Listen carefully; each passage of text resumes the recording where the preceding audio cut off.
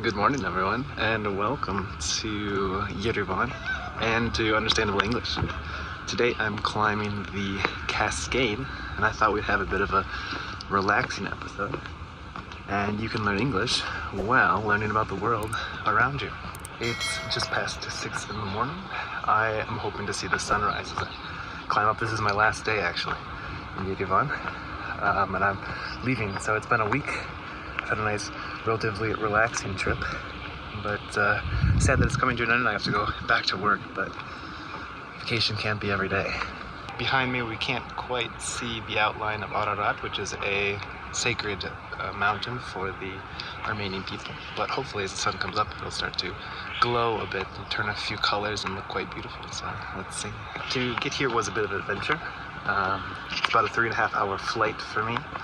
And I decided I wanted to arrive at a normal time so that I would not throw off or change my sleep schedule the way that I sleep, and so that I would feel not tired when I was exploring. But at the last minute, my airline company decided to change the time of my flight. And then when I got to the airport, it was delayed by another 3 hours. So I ended up arriving late in the morning, almost, and the sun was already coming up. But that was a week ago. I've already explored, and I've forgotten. So let me tell you a little bit more about what I saw. The moment I got off the airplane, first thing I noticed was the wonderful alphabet, which you can kind of see over there, but if it's not going to be clear, I'll throw another video or put another video up of the alphabet. But I noticed the alphabet, which as someone who likes languages and learning languages, it's always something wonderful to see. And it reminded me a lot of the Georgian alphabet, of course, which is in the same region here, but it differs quite a lot. But they reminded me of each other. I don't know the Georgian alphabet or the Armenian alphabet very well, only a few letters and sounds, but I am far from a pro. But they are quite beautiful. I also was interested to check out some of the food. A lot of people might say that the southern Caucasus here have similar foods in each of the countries, but I'm not sure if I agree. So I thought I would try to find out for myself. Also, as I'm climbing, I get to see these statues and little pools, but we missed it just yesterday. They turned off all the water for these fountains, so they look a little bit winterized, a little bit sad, but at least I got to see them with my own eyes, and I can tell you that they're quite interesting. But back to my trip a bit here.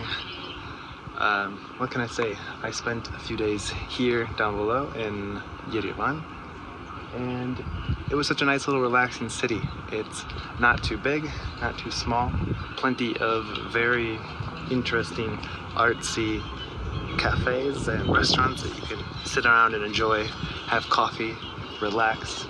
I didn't feel like I was in a rush or trying to do something. I felt like I had time to really enjoy myself and to enjoy the time I had off of work and away from having to do anything that was remotely responsible. So it was quite nice. I think that a lot of people struggle to say whether the Armenian capital here is in Europe or in Asia. Of course, the culture and the food and the layout of the city looks very much European. But of course, if you look at the map, it might seem that we're in Asia.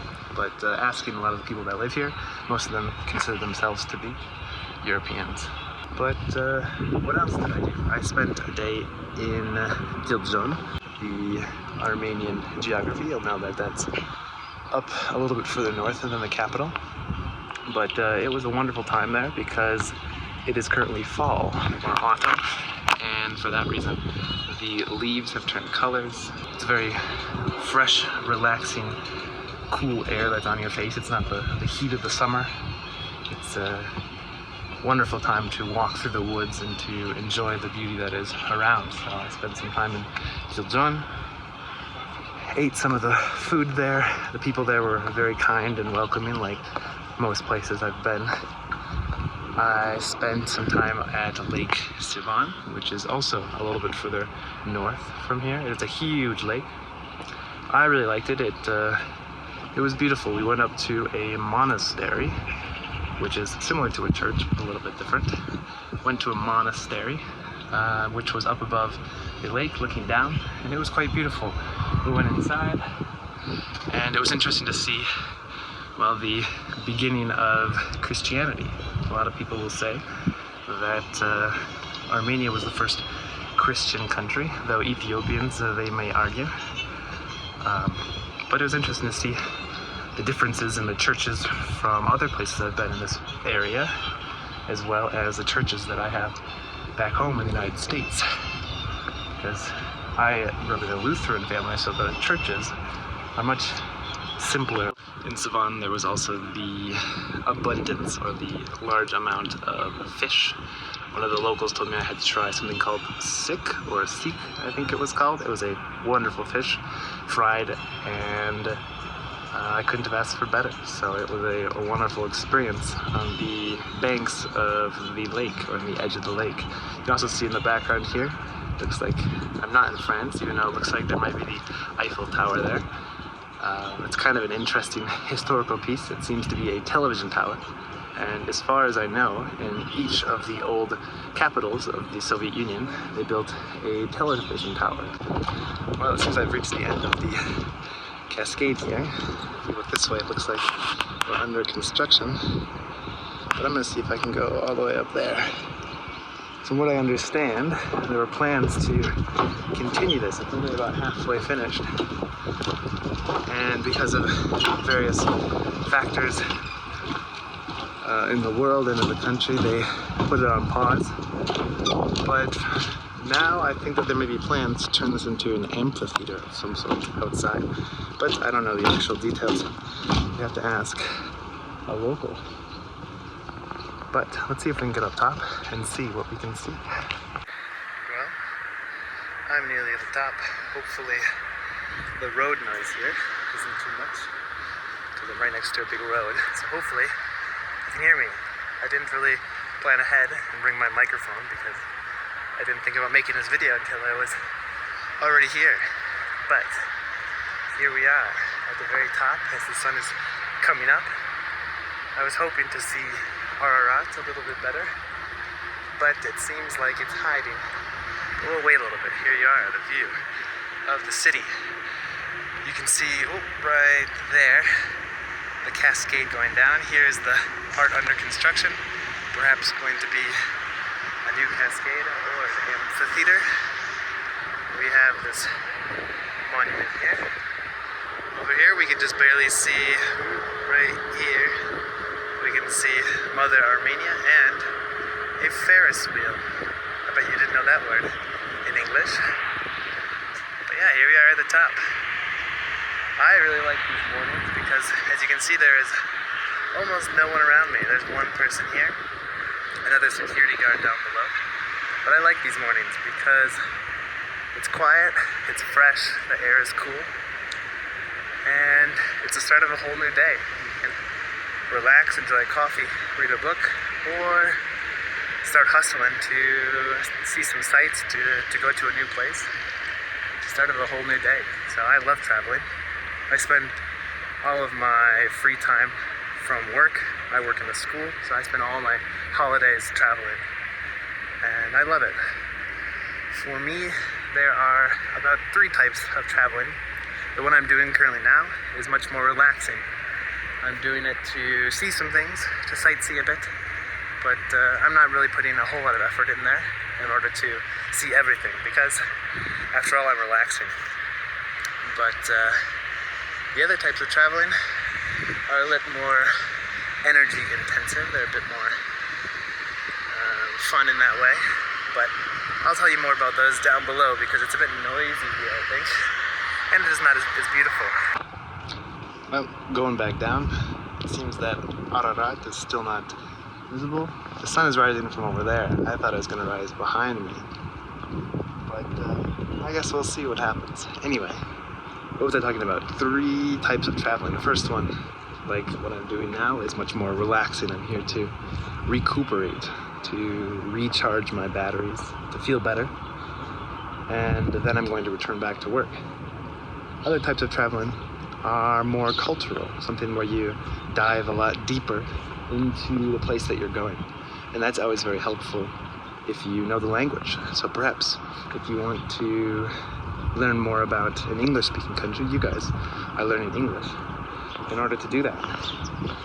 But you can also use English to learn more about other countries. For example, I can talk with people here in English, even though it's not their language. Though a lot of the young people here, they speak English, so I can use English to talk with them, but I can use Russian to talk to the older generation and communicate just as well with them. The third type of travel that I like to do is something that's more of a personal challenge. Something that is difficult, and you're just not sure if you can do it. This might be hitchhiking across a country or across a continent. It could be biking across a long distance, climbing up a mountain, something that's challenging that you don't really know if you can be successful at it. And so, for that reason, I really like that type of traveling because it's a lot more of a question mark. You don't really know what you're gonna do, but you can try, and mostly you can succeed. Just like, I guess, learning English. Right? You don't know if you're going to be successful, but if you put a lot of work and effort in, I think you'll be just fine. But anyway, I am rambling. I'm talking a lot, and I should really finish up this blog. So let's talk a little bit more about this cascade, because it is the jewel of the city, the most important piece, I think most people would say, the most recognizable part. Most photos of the city are either taken from up top or down below. But yeah, let me tell you a little bit about this, and then we can finish up. You may not know the word cascade, but cascade here especially is talking more about a staircase. Water typically cascades downwards, so a cascade could be like a waterfall, but here it's a big set of stairs. And in the summer times there are fountains and things like this that are flowing, so maybe that's where the word cascade came from, but I'm not really sure. But it's quite big. It goes up more than 100 meters, so that's I think 118 meters, and it has 572 steps.